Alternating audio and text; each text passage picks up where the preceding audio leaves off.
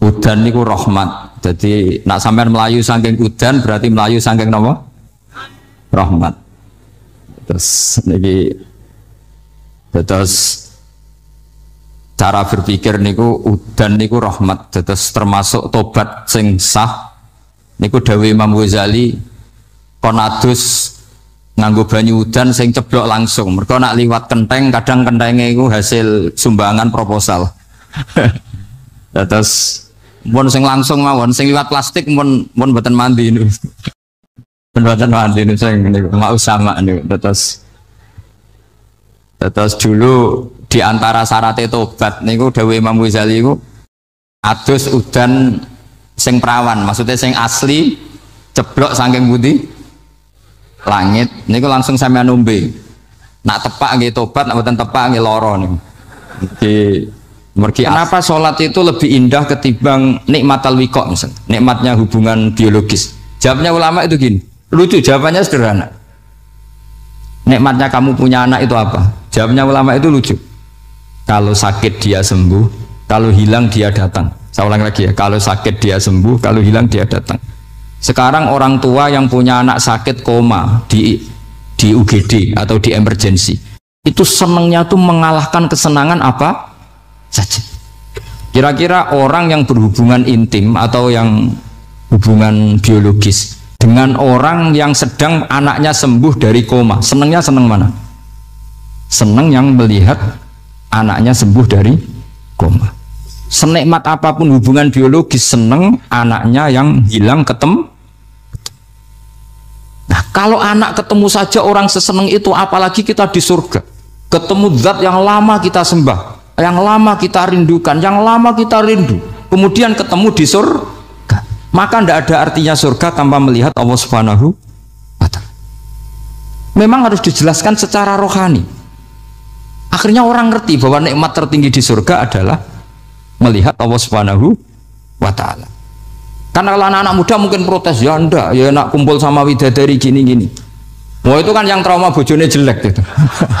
Wah itu yang bojone jelek mesti kesusu masuk surga karena itu sudah jelek, cerewet, nggak mati-mati kan gitu. Terus dia ingin masuk surga mesti niatnya welek, mesti pikiran pertama itu kumpul widadari. Tapi ada ulama yang bikin analogi tadi, misalnya istri kamu cantik, kemudian anak kamu sakit, koma. Hubungan dengan istri sama dengar berita anak kamu sembuh, seneng mana? Seneng anak sembuh. Sama anak yang hilang, seneng mana? Anak yang hilang ketemu. Maka terus ulama bisa menjelaskan itu. Kalau orang ketemu anaknya seseneng itu, apalagi ini ketemu Tuhannya yang bertahun-tahun disembah, kemudian tidak pernah melihat. Di surga itu nanti kita melihat Allah Subhanahu. Makanya Allah begitu bangganya mempromosikan surga. Surga itu apa? Surga itu wujuhu yauma idzin nadhirah ila rabbiha nadhirah, yaitu wajah-wajah berseri-seri dan melihat apa. Itu tanpa dijelaskan seperti ini Anda akan janggal, enaknya di mana? Tapi setelah dijelaskan detail gini oleh ulama, maka kita akan tahu an-ni'matul uzma sing enggak ada perbandingannya adalah nikmat masuk apa? Surga karena melihat Allah Subhanahu wa Ta'ala. Ya jadi saya berkali-kali pokoknya minta sekali, hadil umat harus umat yang rasional, terutama dalam mengemban tauhid. Karena tauhid ini yang disebut kalimah. Sampai Allah mengistilahkan kepada Nabi Ibrahim itu waja'alaha kalimatam baqiyatan fi aqibi. Kalimat tauhid adalah kalimat yang akan abadi di anak cucunya Nabi Ibrahim. Baik anak cucu yang karena gen, mau anak cucu yang karena sebab, yaitu santri dengan kiai. Dan itu caranya gimana? Umat Islam jangan berhenti belajar mantek. Makanya di MGS, di Qudsiyah, di TBS, semua pondok pasti ngajarkan mantek, di Bendan, ilmu logika. Itu tadi, kalau kamu tidak bisa menemukan tauhid dengan cara tadi, dengan cara al-alam mutaghayyir wa kullu mutaghayyir hadis labudan min bukhtis, paling tidak pakai ilmu yang dilakukan Rasulullah SAW. Yaitu masyhur itu, saya sering cerita di mana-mana. Ada orang namanya Jubair bin Mut'im, Muhammad bin Jubair bin Mut'im. Itu dulu dia kafir. Dia orang pinter sampai dipasrai jadi negosiator untuk mengurus tawanan perang Badar yang ditawan Rasulullah SAW. Ketika datang di Medina, delalah pas maghrib. Nabi baca wattur wa kitabim mastur. Di antara ayat yang dibaca Nabi itu am khuliqu min ghairi syai'in. Masa manusia sebanyak ini kemudian mereka diciptakan oleh ketiadaan. Min ghairi syai'in itu oleh ketiadaan. Masa alam raya yang wujud ini, alam raya yang punya eksistensi ini kemudian penciptanya adalah ketiadaan. Padahal wal adamu la yakhluqu wa la yu'assiru wa la kadza wa kadza. Tentu sesuatu yang tidak ada itu tidak bisa dikatakan sebagai pencipta. Wong nggak ada, jadi faktor saja nggak mungkin apalagi jadi pencipta. Itu Nabi habis sholat langsung beliau sungkeman, ya Muhammad, saat ini juga saya iman. Karena logika yang dibangun ayat yang kamu baca itu menghabiskan semua logika saya. Intinya logika tauhid itu akan mengalahkan semua teori non tauhid. Itu yang disebut bal naqdhifu bil haqqi 'alal batili fayadmaghuhu fa idza huwa zahid. Kebenaran tauhid itu akan menghancurkan kekuatan apa saja. Fayadmaghuhu itu di tafsir Tobari disebut dorbatan tasujud dimah. Satu pukulan sing sampai menjadikan otak itu hancur. Makanya disebut damagho, dimah itu maknanya otak. Maka kamu jangan khawatir kalau Islam didiskusikan di Uni Soviet, didiskusikan di Kanada, didiskusikan di Korea. Pasti kalimat tauhid akan mengalahkan kalimatul batil. Pasti ja'al haqqu wa zahaqal batil. Innal batila kana zahuq. Tapi syaratnya kita harus kuat. Makanya saya ini senang sekali yang namanya ngaji itu saya senang. Karena saya tadi bercita-cita ingin jadi dosen setelah mati. Karena di dunia sudah tidak jadi apa? Dosen. Saya ingin seperti Imam Amudi. Pertama ketemu Allah, beliau disuruh ngajar malaikat tentang ilmu apa? Matematika yang mengarah ke tauhid. Jadi diajarkan, kamu tahu angka 2, angka 3, angka 4 semuanya bersumber dari angka 1. Berarti semuanya berawal dari 1. Gak tahu setelah itu malaikatnya dites lagi apa enggak tahu. Pokoknya pas itu malaikat ya paham semua. Oke. Kayak apa hebatnya umat Rasulullah Shallallahu Alaihi Wasallam? Karena akalnya kuat. Sehingga kita harus kuat. Sehingga kalimat yang benar disebut kalimatul haqqin alaiha nahya wa alaiha. Nah, kalimat yang salah disebut kaburat kalimatan takhruju min afwahim. Kalimat menjadi kalimat karena diucapkan. Tapi tidak menunjuk hakikat. Kayak ini misalnya, ini tutup ini putih, terus saya katakan hitam. Berarti saya mengatakan ini hitam sebagai kata-kata karena diucapkan. Tapi tidak pernah menjadi hakikat karena hakikatnya ini putih. Itu hebatnya Quran. Makanya Quran kalau gojlek orang kafir itu, gojlek orang kafir itu disebut apa? Kaburas kalimatan takhruju min afwahim. Tapi untuk kalimat tauhid dikatakan apa? Yusabbitu walladzina amanu bil qaulif tsabit fil hayatid dunya wa fil akhirah. Sebagian disebutkan wa ja'alaha kalimatam baqiyah. Kenapa kalimat tauhid itu kalimat yang abadi? Karena Allah sebagai Tuhan di dunia juga sebagai Tuhan di akhirat, dan selalu Tuhan pada masa yang tidak terbatas. Itu disebut wa ja'alaha kalimatam baqiyah. Kemudian umatnya Nabi mengganti kalimat yang gampang. Allah punya sifat baqo, punya sifat akhir. Maksudnya akhir itu la akhirullah. Terus semuanya yang faham ya alhamdulillah, yang nggak faham dikon ngapal wujud kidam baqo mukhalafatul khawadisi qiyamuhu binafsi wahdaniyat kudrat irut. Terus paham. Langkok sing rada alim terus roh bedane iki sifat ma'ani iki maknawiyah. Cara Mu'tazilah ngene, cara ahli sunnah ngene. Wah itu sudah kejlimetan baca. Sementing pokoknya wujud hitam. Nah, kenapa pertama yang disebut wujud? Karena yang membedakan kita dengan faham ateisme itu ya sifat wujud. Yaitu mereka mengatakan alam raya ini dimulai dari ketiadaan. Wah itu akal mana saja itu nggak bisa nerima. Masa ketiadaan menciptakan sesuatu yang ada. Maka kata Ibnu Hajar al-Asqalani ketika mentafsirkan mensarai hadis salasun mangkunna fihi wajata halawatal iman. 3 hal ini kalau kamu faham maka menemukan manisnya iman. Manis itu enak. Terus kata Ibnu Hajar al-Asqalani, masih ingat betul dalam sarahnya Fathul Bari, wa yusamma inda ahlil aql, misalnya al-iltizat al-aqli. Agama ini mengajarkan kenyamanan cara berpikir. Coba kalau sampean seorang doktor atau seorang profesor atau seorang pinter, kemudian kamu dipaksa mengimani bahwa alam ini diciptakan oleh ketiadaan, itu bisa tidur gak? Oh, tidak bisa tidur. Sampean misalnya orang pinter dididik di kampus atau dididik di pondok. Alam ini yang wujud, yang menciptakan itu sesuatu yang tidak wujud. Kamu bisa tidur enggak kira-kira? Ini guru apa? Ini syarat ini. Mosok hadil maujudat khalaqahal adam, sesuatu yang wujud diciptakan ketia. Tapi agama ini membawa sesuatu yang menyenangkan untuk akal, yaitu hadhil maujudat khalaqaha wajibul wujud. Maujudat yang wujud ini diciptakan super maujud, yaitu oleh bahasa pondok disebut wajibul wujud. Kan terus seneng, wajar dong kalau sesuatu yang ada diciptakan oleh yang ada. Lah tentu ada pencipta, terus ada super, disebut wajibul wujud. Kan terus enak. Nah, itu kata Ibnu Hajar al-Asqalani disebut wajadah halawatal iman. Sehingga kita tidak usah khawatir. Makanya saya itu termasuk orang yang nggak khawatir. Apapun rusaknya dunia ini, kacaunya dunia ini akan kalah dengan kalimatut tauhid. Karena kalimat ini ketemu apa saja pasti menghancurkan. Yaitu disebut bal naqdhifu bil haqqi 'alal batil fayadmaghuhu fa idza huwa zahid. Kalimat hak ini akan menabrak apa saja. Dan yang ditabrak pasti hancur. Makanya sama tidak usah khawatir, misalnya ada negara ateis di Cina, di Korea, kita yakin asal yang diteliti itu agama Islam pasti menang.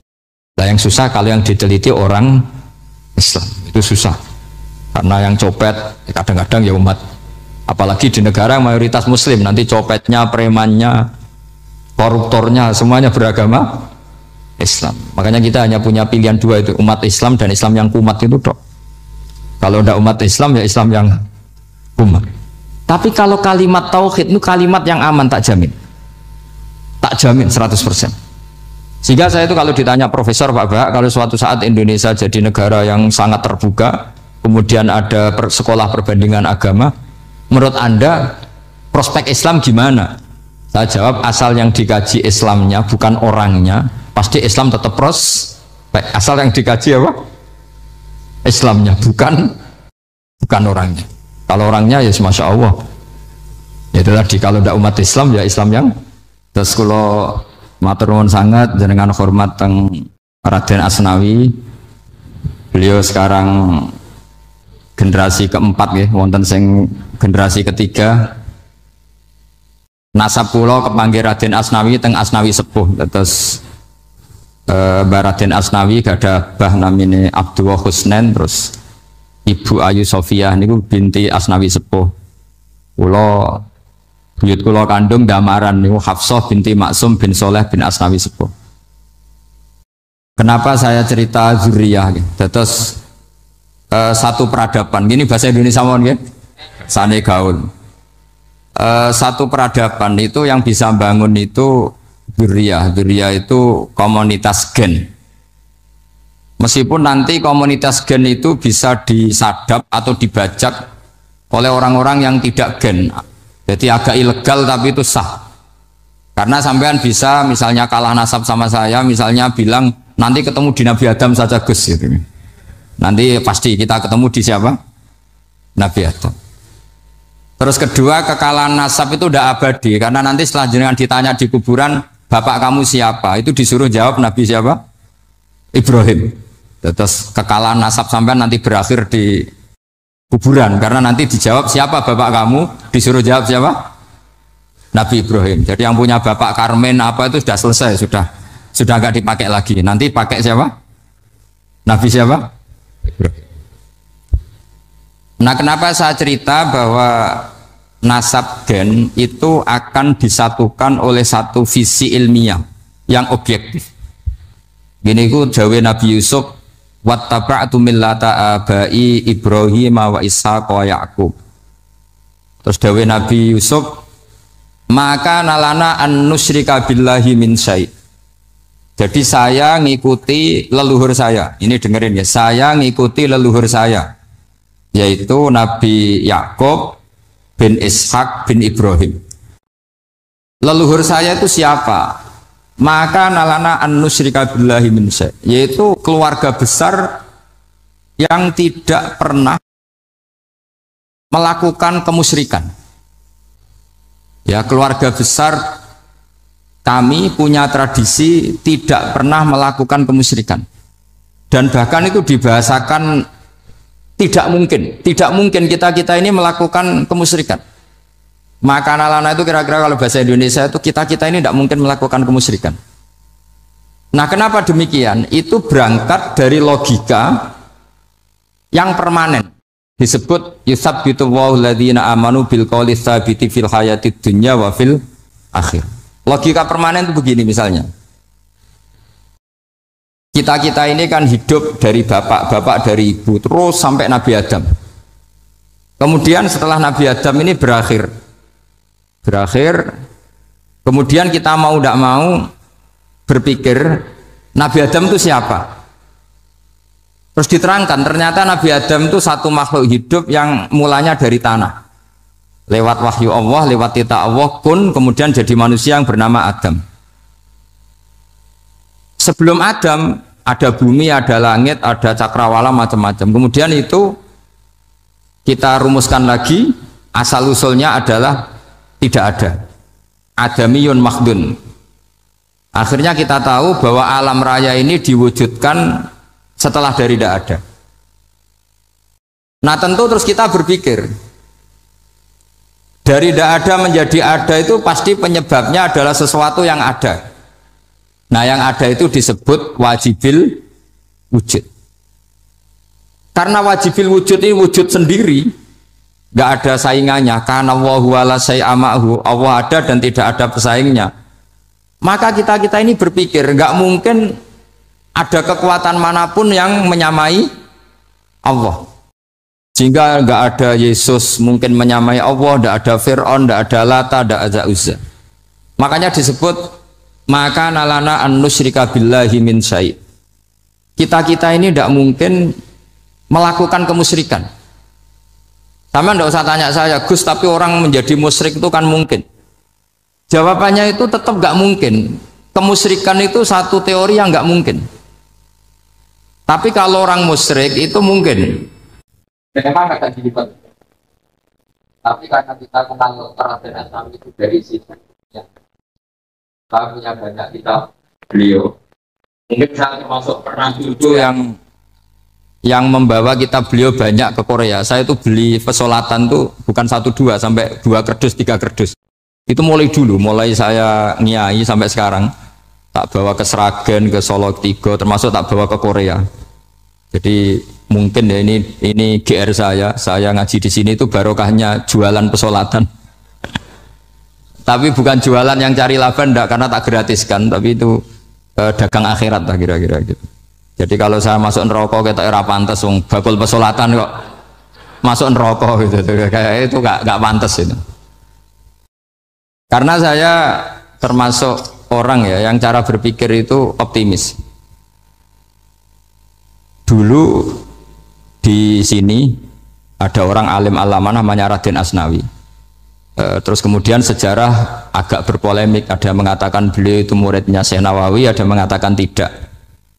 Apapun itu yang saya yakini adalah beliau ya saling istifadah lah, saling bermanfaat bagi Syekh Nawawi Banten. Saya punya catatan sejarah banyak tentang Raden Asnawi karena guru-guru kita itu akan ketemu di Syekh Nawawi Banten.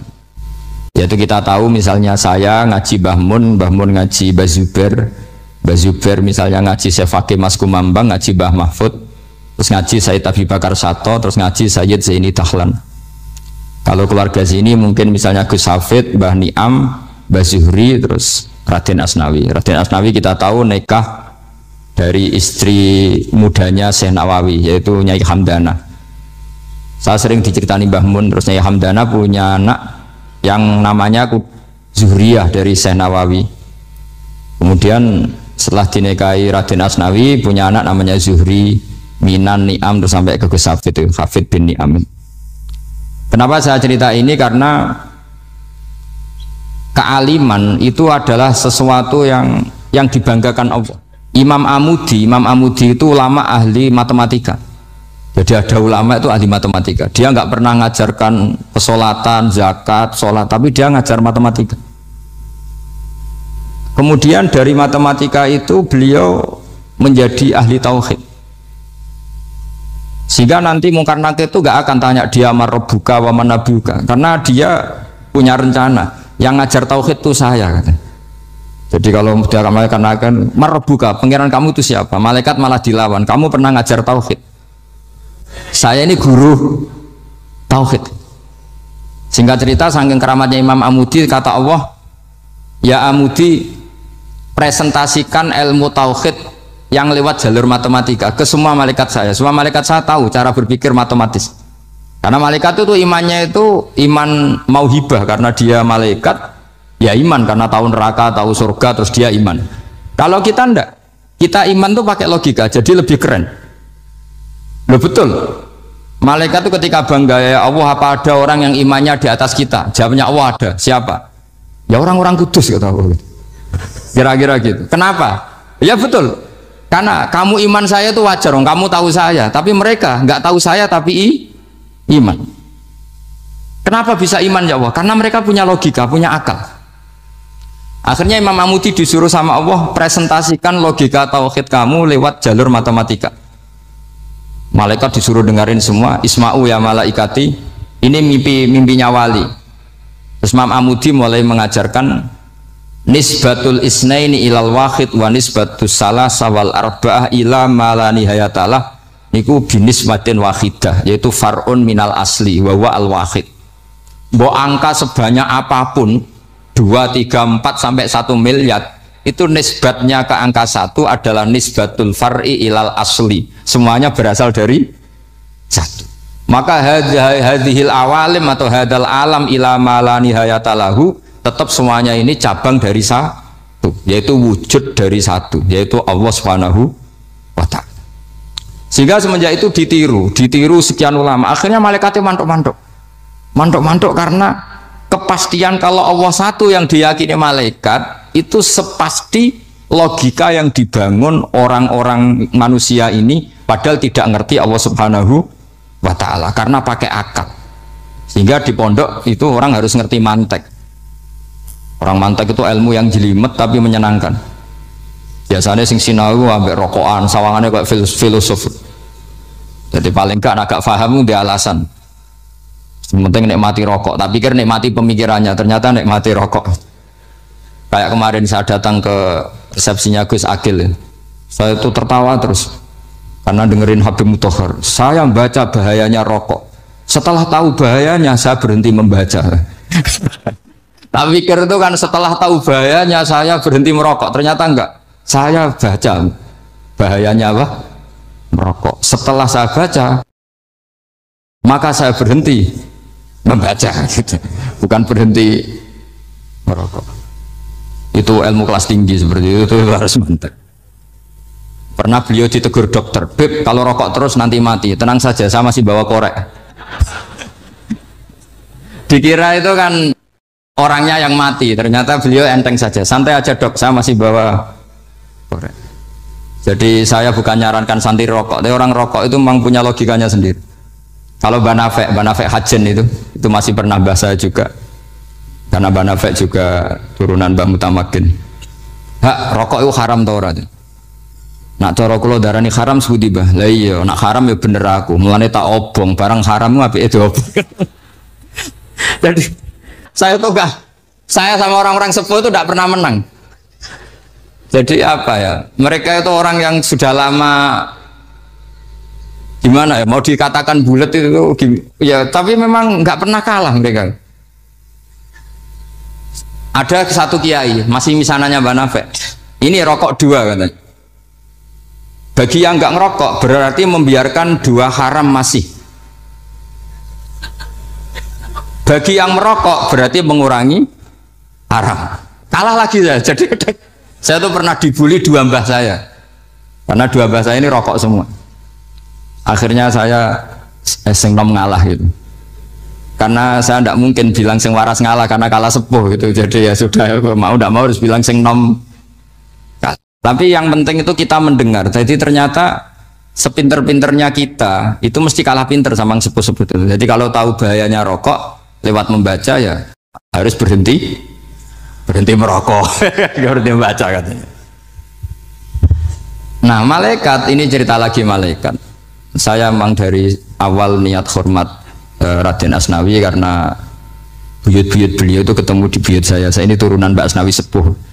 Terus cuma buyut saya itu nikah Lasem, terus saya keceluk cucunya keluarga Lasem. Sebenarnya saya juga cucu Kudus, tapi terus alhamdulillah sekarang kembali karena buyut saya menyuruh saya ngajar di Damaran, terus sampai sekarang saya ngajar di Damaran. Jadi buyut saya itu masih lahir di Damaran, namanya Mbak Hafsah, itu Hamsah binti Maksum bin Soleh bin Asnawi sepuh. Sama seperti nasab di sini Raden Asnawi, Mbak Abdul Husnan, terus Nyai Ayu Sofiyah, terus Mbak Raden Asnawi. Saya mau cerita, jadi ilmu itu lebih keren kita. Sehingga Rasulullah SAW pernah ngendikan, saya ini rindu sekali li ikhwani, kata Nabi itu ikhwani. Kata sahabat bilang, alasna ikhwanaka ya Rasulullah, bukankah kita ini saudara kamu, saudara engkau ya Rasulullah? Tidak, antum ashabi, kamu itu sahabat saya. Siapa teman-teman kamu itu ya Rasulullah? Yaitu kaumun yang tidak melihat saya, kemudian iman kepada saya. Jadi mereka seperti kita semua di Kudus ini tidak melihat Rasulullah SAW, tapi iman sama Nabi. Dan ketika malaikat yubahi bikum malaika, Allah bangga dengan malaikatnya, membanggakan kita. Sampai malaikat tuh sentimen, kok bisa ya Allah? Ya karena tadi kamu iman sama saya wajar, karena kamu melihat surga, melihat neraka, melihat aras. Sementara orang Kudus coba ngelihat apa? Paling simpang 5, apa simpang 7 itu. Tapi imannya nggak kalah dengan malaikat. Kenapa nggak kalah? Karena tadi kita diajarkan bahwa nisbatul isnaini wassalasah wal arba'ah ila ma la nihayatalaha itu sama-sama nisbatul far'i ilal asli. Tetap yang asli adalah angka 1. Jadi nggak mungkin aslu hadhil asya nggak dari Allah itu, nggak mungkin. Tetap dari zat yang 1. Kemudian tentu ini bukan nisbatul walad ilal walid, anak ke bapak tentu enggak. Tapi nisbatul khaliq sama makhluk. Tapi apapun itu pasti 1. Sehingga Imam Amudi akhirnya masuk surga lewat jalur itu, tidak usah lewat pertanyaan man rabbuka wa man nuka. Kelasnya disuruh ngajar malaikat. Saya punya rencana jadi pengajar malaikat nanti itu kan. Jadi orang-orang Kudus yang dapat barokahnya Raden Asnawi nanti jangan mau kalau ditanya man rabbuka wa man nuka. Kelasnya itu harus apa? Jadi gurunya malaikat. Karena bapak kita Nabi Adam itu keren. Nabi Adam itu adalah orang yang disuruh Allah dipresentasikan, dibanggakan Allah di depan para malaikat. Ketika ada malaikat yang agak hasut, tapi itu tidak malaikat papan atas, malaikat yang kebanyakan. Itu kan agak terima Nabi Adam jadi apa? Khalifah. Sampai malaikat ini usul ataj'alu fiha mayusidu fiha wasfikut. Makanya kalau saya protes sama malaikat itu malaikat yang ini, bukan Jibril sama Israel. Kalau protes Israel bahaya ya. Bisa dihabisin. Saya pernah ditanya seorang kiai, Gus jenengan gojlok malaikat kok berani? Ya karena malaikat yang jenis ini pernah gojlok Nabi siapa? Adam. Nggak percaya kalau Nabi Adam itu layak mimpin, sampai protes ataj'alu fiha may yufsidu fiha wasfikut. Tapi apa yang terjadi? Allah mengajarkan satu ilmu di Nabi Adam, kemudian disuruh meresentasikan. Qala ya Adamu ambihum bi asma'ihim. Adam, coba kamu presentasikan ilmu kamu.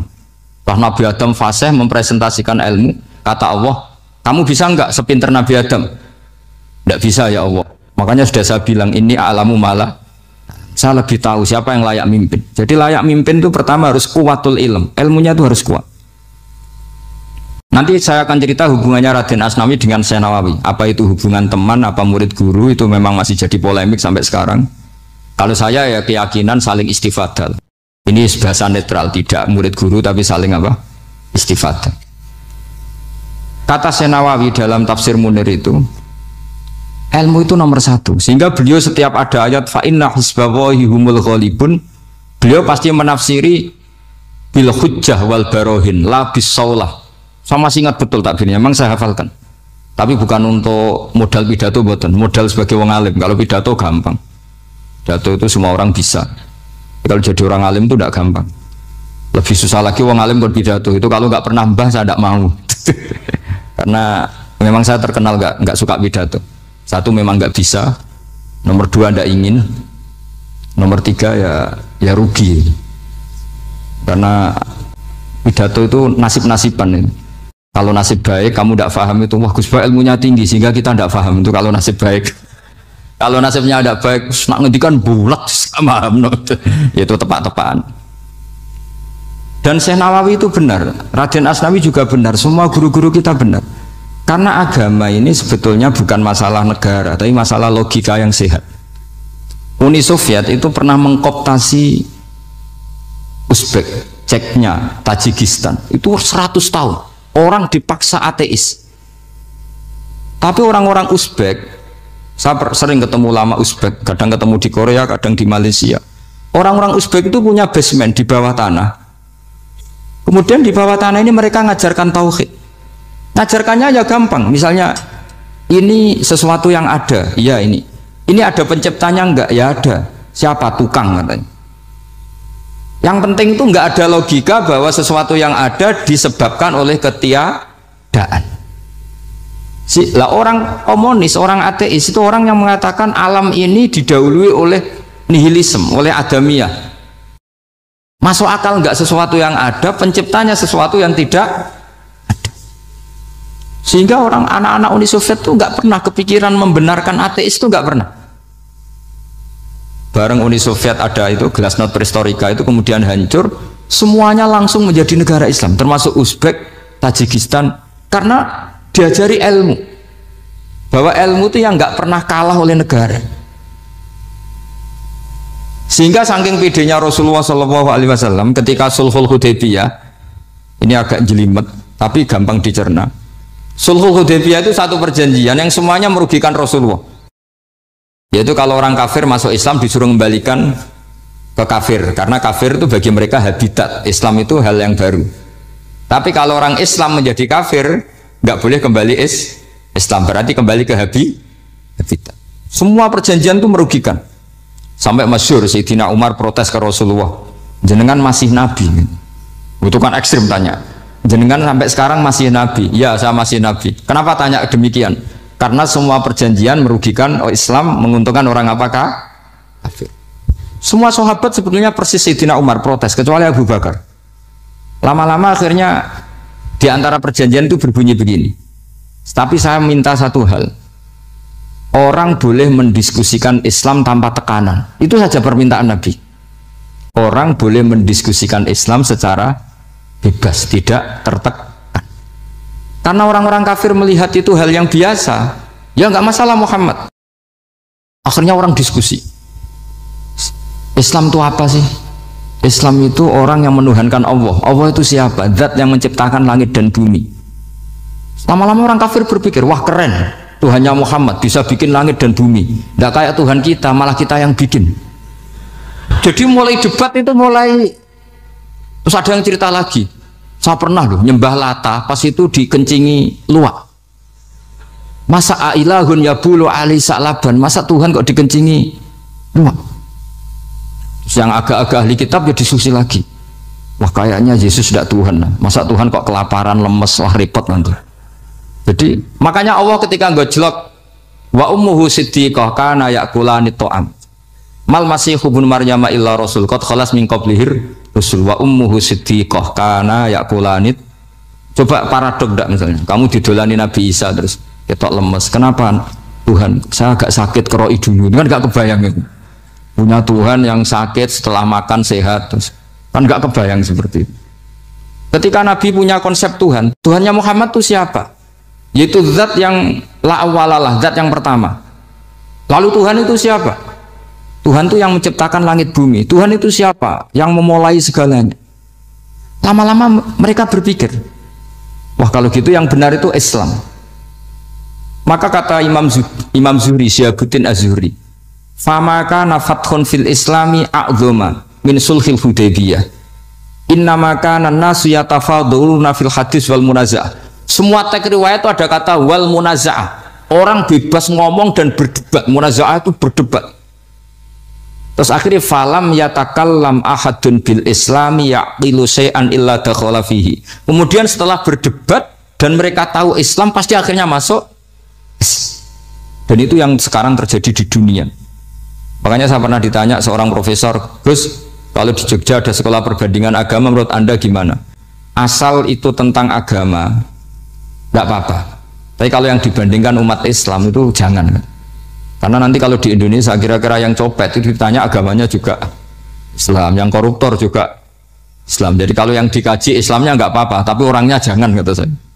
Karena yang bulat ya banyak, yang nggak sholat ya banyak. Tapi kalau Islamnya saja, misalnya adu konsep tentang Tuhan. Masyhur kita mungkin banyak yang melihat itu debatnya Stanley Fischer sama Ahmad Didat itu. Tuhan kamu siapa ini itu sama Didat cerita Tuhan saya itu lam yalid wa lam yulad wa lam yakul lahu kufuwan. Itu spontan ada seorang mahasiswi bilang sepertinya Tuhan Anda lebih menarik kan? Karena Tuhan Anda yang menciptakan langit bumi, yang Tuhan ini kok lahirnya sudah di bumi, masa lahir-lahir langsung jadi Tuhan. Jadi akhirnya falam yatakallam ahadun bil islami yaqilu syai'an illa dakhala fihi. Sehingga agama ini apa? Agama itu adalah kalimat tauhid. Kalimat itu apa? Logika yang terbangun. Nah, ketika logika itu terbangun, maka disebut yusabbitu Allahu alladzina amanu bil qaulis tsabit fil hayatid dunya wa fil akhirah. Allah itu akan menetapkan satu kaul, satu presentasi ilmiah atau satu kesimpulan ilmiah. Yang kesimpulan itu nyata benarnya. Dan ini akan nyata terus baik di kehidupan dunia maupun kehidupan apa? Akhir. Seperti Allah sebagai Tuhan. Itu akan nyata terus. Di dunia Allah ya Tuhan, nanti di akhirat juga Tuhan. Tapi Tuhan selain Allah, maka menjadi Tuhan ini nunggu ada yang menuhankan. Misalnya Fir'aun, itu jadi Tuhan karena ada yang menuhankan. Sekali dia mati, dia sudah aset wisata, bukan Tuhan lagi. Makanya gejolokannya orang ulama Arab, kalau ketemu ulama Mesir, kalau gejolokan itu lucu. Orang Arab, ada Abu Jahal, Abu Lahab, penggawean ngusir Nabi gitu. Itu gejolokannya ulama Mesir. Kata ulama Arab, kamu gayanya benci Fir'aun, tapi rizki kamu dari wisata melihat Fir'aun. Itu gejolokannya ulama Arab sama ulama Mesir. Sehingga agama ini mengajarkan apa? Satu kalimat. Makanya kamu harus belajar mantek. Dulu Raden Asnawi ya pengajar mantek. Dulu buyut saya di sini Mbah Fauzan, abahnya Mbah Pah itu, mbahnya itu juga pengajar mantek. Karena di antara yang diceritakan Allah itu wa ja'alaha kalimatam baqiyatan fi aqibih. Tugas utama Nabi Ibrahim adalah menjadikan satu logika. Kalimah itu logika. Itu menjadi logika yang abadi. Baqiyah itu abadi. Fi aqibih, di anak turunnya Nabi Ibrahim. Misalnya begini, saya beri contoh ya. Misalnya saya mengatakan teh ini hitam, itu menjadi kalimah karena diucapkan, tapi tidak menunjuk hakikat karena tehnya berwarna apa? Kuning. Sehingga Quran kalau menyalahkan orang kafir itu ngendikannya kaburas kalimatan takhruju min afwahihim. Omongannya orang kafir itu menjadi kalimat karena diucapkan dari mulutnya. Kenapa menjadi kalimat? Karena diucapkan tapi tidak menunjuk hakikat. Seperti orang mengatakan 2 ditambah 2 itu 10, itu kalimat, tapi kalimat yang salah karena tidak menunjuk hakikat. Seperti orang kafir mengatakan Tuhan itu 3, itu kalimat karena diucapkan tapi tidak menunjuk hakikat. Tapi ketika seseorang mengatakan Allah itu Tuhan, Tuhan itu satu, itu disebut kalimatu haqqin 'alaiha nahya wa 'alaiha namut. Memiliki tahlilane wa 'alaiha apa wa biha. Wa 'alaiha apa wa biha. Waliha ya, ada yang tahlilan wabiyah, itu nggak tahu sanatnya dari mana, pokoknya ada yang waliha, ada yang biha. Kenapa dikatakan kalimat tauhid? Karena kalimat yang dari kesimpulan berpikir. Dan agama ini dibawa Nabi Ibrahim itu untuk membawa kalimat tauhid. Ciri utama kalimat tadi, kamu yakin seyakin-yakinnya bahwa nisbatul snaini wassalasah wal arba'ah ila ma la nihayatalaha itu kanis batisnain ilal wahid, yaitu semuanya far'un minal asli, aslinya adalah wahid. Sehingga di kitab, saya pernah ngaji Mbah Mun, namanya kitab Al-Husunul Hamidiyah, itu dikarang oleh ulama-ulama sekarang, itu diajarkan di MGS. Ini mbah-mbahnya Gus Akil, pendirinya madrasah MGS. Itu ada gambarnya di situ. Di situ ada gambar piramida, ada gambar hewan, ada gambar pohon. Kata yang ngarang, gambar sedetail ini, sejelimet ini dimulai dari nuktah wahidah, tetap dimulai dari satu titik, dan ini disebut nuktatil wujud. Jadi orang kudus sebanyak ini tetap dimulai dari satu orang, yaitu Adam. Adam dimulai dari ketiadaan. Lalu siapa al-mujid? Pewujudnya siapa? Hanya Allah Subhanahu wa ta'ala. Sehingga ulama-ulama termasuk Syekh Nawawi itu paling suka ngendikan semua makna Quran dikumpulkan di Fatihah, Fatihah dikumpulkan di Bismillah, Bismillah dikumpulkan di Ba, karena di Ba itu ada titik nukdotil wujud.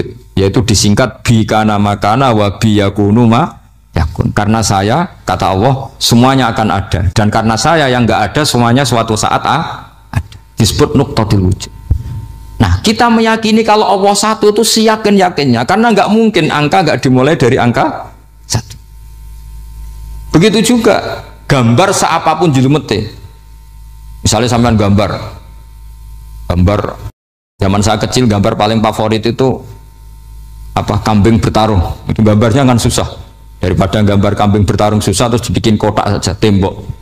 Ada tanya gurunya, gambarnya mana? Di belakang tembok, Bu. Ini itu dulu saya diwarai anak-anak nakal ya. Jadi semua satu gambar itu disuruh gambar harimau, yang satu disuruh gambar kambing bentrok, yang satu disuruh gambar matahari, semuanya kotak semua. Ini itu, Bu, gambarnya di belakang apa? Tembok. Maka nggak kelihatan kata sih. Jadi gurunya kalah cerdas. Dan guru itu sebenarnya nggak pernah menang, karena murid itu lebih pinter. Itu teman saya dulu kalau ngaji itu, kalau tes itu ngerpek baca. Gurunya marah, kamu tes kok baca?